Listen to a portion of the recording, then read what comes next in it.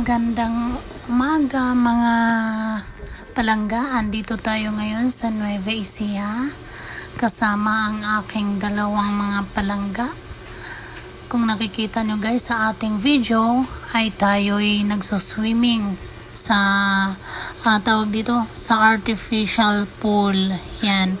So nagyayaan sila dahil nga ay graduation. After ng graduation guys, nagyayaan sila ng swimming. Dito lang yan sa may higit kalagitnaan ng bukid dahil sa katirika ng araw. Kami nga ay nagyayaan ng aking mga kaibigan dyan kasamang aming mga palangga. Ayan, kami-kami lang yan dyan mga guys. So walang iba-iba yan, mga magkakamag-anak lahat yan. So yun, kung nakikita nyo sa video, ako talaga'y nagbababad sa tubig dahil sa sobrang init. So umaabot dyan guys ng 52 degrees Celsius sa init. So sa panahon na yan guys, ngayon ang lalaki ng bitak ng mga lupa. So hindi ko na vinidyohan kung gaano kalalaki ang lupa dyan dahil nga minsan nga ay lumulusot yung aking paa na nasushoot sa butas ng lupa. So yan, kung nakikita nyo, yung batang sumasayaw na yan ay ang aking bunsosay. So yan yung nag-graduate mga palangga. Tapos yung sumasayaw naman na isa ay si Ate Malin. Hi, shout out sa iyo Ate Malin. Talagang nag-enjoy ka ha. Pero actually guys, totoo lang, umuwi ako dyan dahil sa graduation lang ng aking bunso. At sila ay nakiusap na ako daw umuwi para ako daw ang umakyat sa stage dahil meron siyang medal na natanggap. So meron siyang award kaya ako ang pinaakyat niya. Actually may honor siya, may ribbon siya or meron siyang award na natanggap. Yun, etc. Basta yan. Kung nakikita niyo guys, sumasayaw-sayaw pa ang inyong palangga. Pero actually, deep inside talaga mga guys, ako ay hindi talaga totally na masaya dyan. Dahil ako ay nakaramdam ng pagka-outsider sa kanila. Totoo lang, hindi ko na ikukwento sa inyo kung ano yung naging buhay ko dyan sa kanila. So, yun guys. Pilit ko man ipinapakita sa kanila na masaya ako. At least, nakikita nila na ako ay okay lang. So, yan. Kung tutuusin mga palangga, kami ay talagang hindi okay.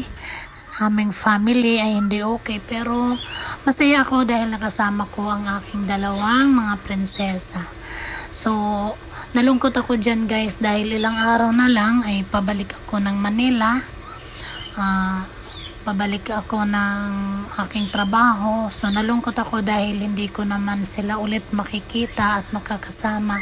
So hindi ko alam kung kailan kami ulit magkakasama-sama or magkikita-kita kasi nga bawal akong umuwi sa kanila na walang pahintulot mula sa kanilang ama. Pero ang ama nila ay ayun nga, masaya na pero okay lang. So yun, kung nakikita nyo guys, sa sobrang init talaga ay ako'y nagbababad talaga sa tubig dyan.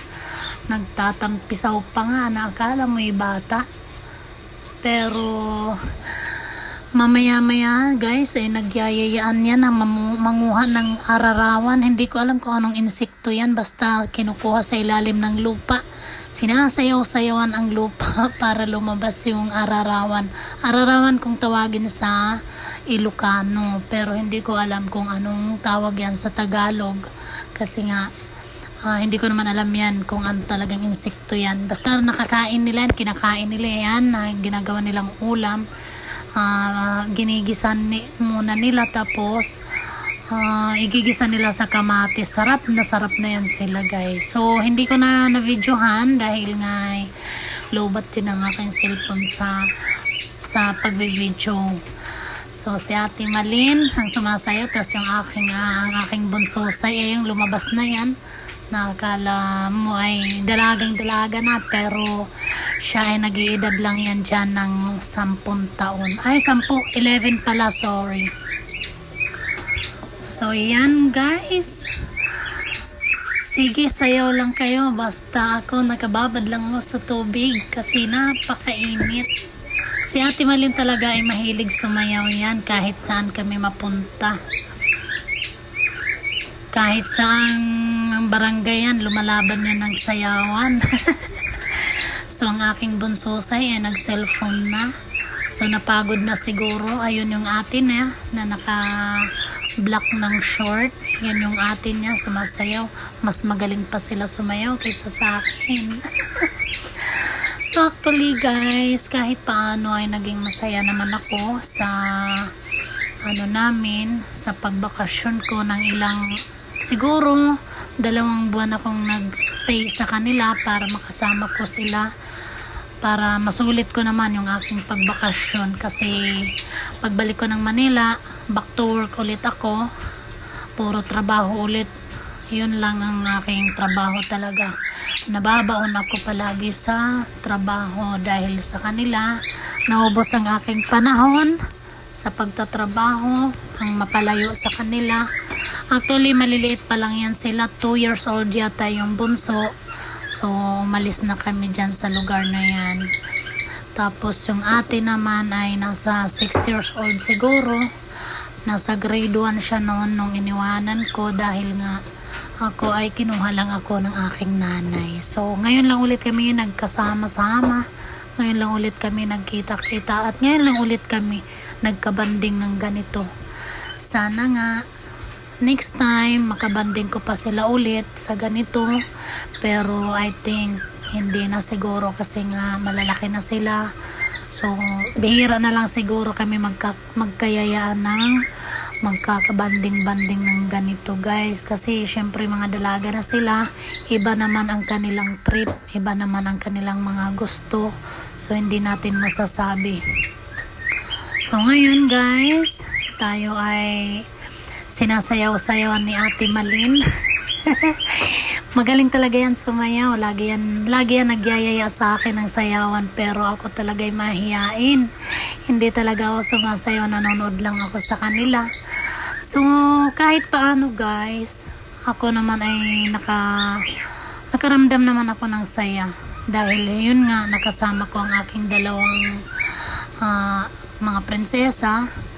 Nakasama ko sila kahit paano, kahit sandali lang ng panahon na aming pagsasama. So yun, nakakalungkot nga lang dahil muli ko silang iiwanan, muli ko silang lalayuan dahil nga sa aking trabaho. So hindi ko alam kung ilang taon kami ulit magkikita-kita, o baka hindi ko lang sure kung kailan. So yun guys, sige, sayo lang ate. Kung nakikita nyo sa video na yan, pati na ako napapasayaw na rin. Pero ang totoo lang guys, hindi ako marunong sumayaw. Mahihain talaga ako.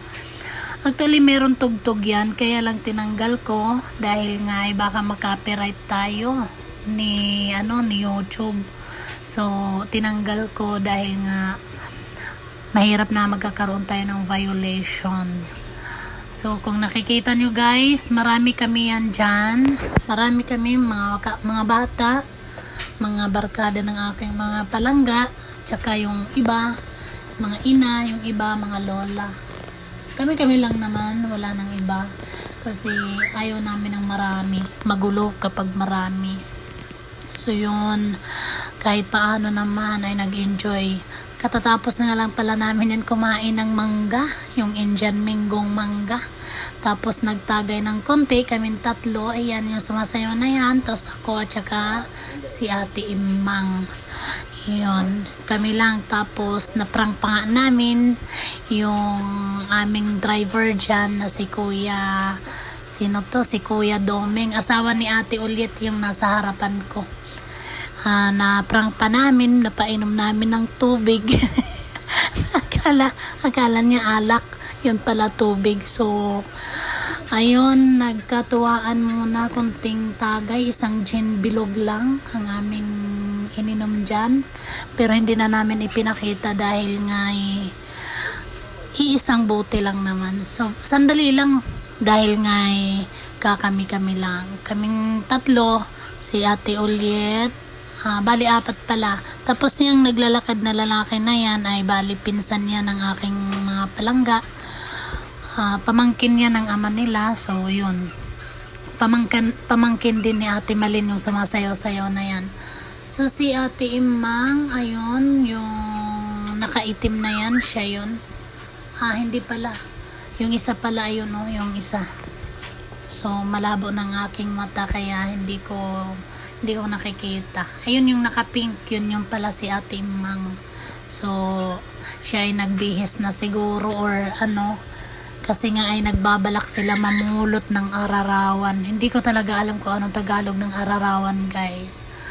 Nagbabalak sila dahil nga daw ay magpapatubig sa tawag dito sa palayan. Actually, guys, bukid yan palayan yan. Palayan yung kinaroroonan namin. Kaya lang dahil nga sa malalaki ang bitak ng lupa, ay tuyong-tuyo ang lupa. So, walang katubig-tubig. Yung tubig na yan, guys, na ginagamit na sa pagligo. So, pinatay na pala. Wala na. Pinatay na pala ang tubig kasi inilipat na doon sa may pagkukuhanan ng ararawan. Ang tubig na yan, guys, ay nasa pinakailalim ng lupa. Hindi ko alam kung ilang metro ang lalim. Basta napakalalim, guys, kasi ginamitan na ng water pump or makina para ang tubig ay makalabas. So, yun ang ginagamit nila, guys, lalo na sa sa Nueva Ecija. Sobra ang init, walang ulan. So, yung lahat ng mga gripo or mga debomba na pinagkukuhanan ng tubig ay ang iba ay namamatay. So, nawawalan ng tubig. So, kaya ang ginawa nila, bumili sila ng water pump para sa pag-igib ng mga tao dyan kumukuha. Kasi malinis naman, nasa pinakailalim talaga yan ng lupa. So, yun ang ginagamit doon, guys. Sa sobrang init. Alam nyo, totoo lang, guys, yung tubig or yung ulan dyan, guys, ay simula December hanggang June. Walang ulan-ulan talaga yan. So, magkakaroon lang ng ulan kapag dumating ang June hanggang November. Pero minsan nga, wala pang ulan. Mga pang ilan-ilan lang ang ulan. Uulan lang kapag merong bagyo. Yun ang problema dyan sa Nueva Ecija. Tubig ang kailangan nila. So, ayan, guys. Hanggang sa mulit, maraming salamat sa inyong panonood ng aking video for today. Tayo ay pupunta na sa ating pagkukuhanan ng ararawan. So, kung nakikita nyo, sumasayaw-sayaw ng inyong palangga dahil nga ay malapit ng uwian namin. Uuwi na kami. So, yun. Maraming salamat sa inyong patuloy na panonood ng aking video. Maraming salamat, guys, at patuloy nyo po akong suportahan sa aking YouTube channel at i-like nyo na rin po ang aking mga videos. Guys, maraming salamat sa inyong lahat at salamat po sa inyong pagtangkilik ng aking mga videos. Konting swimming lang yan, mga palangga. Kung nakikita nyo, sayang ang puti ni Inday nyo. Bye-bye!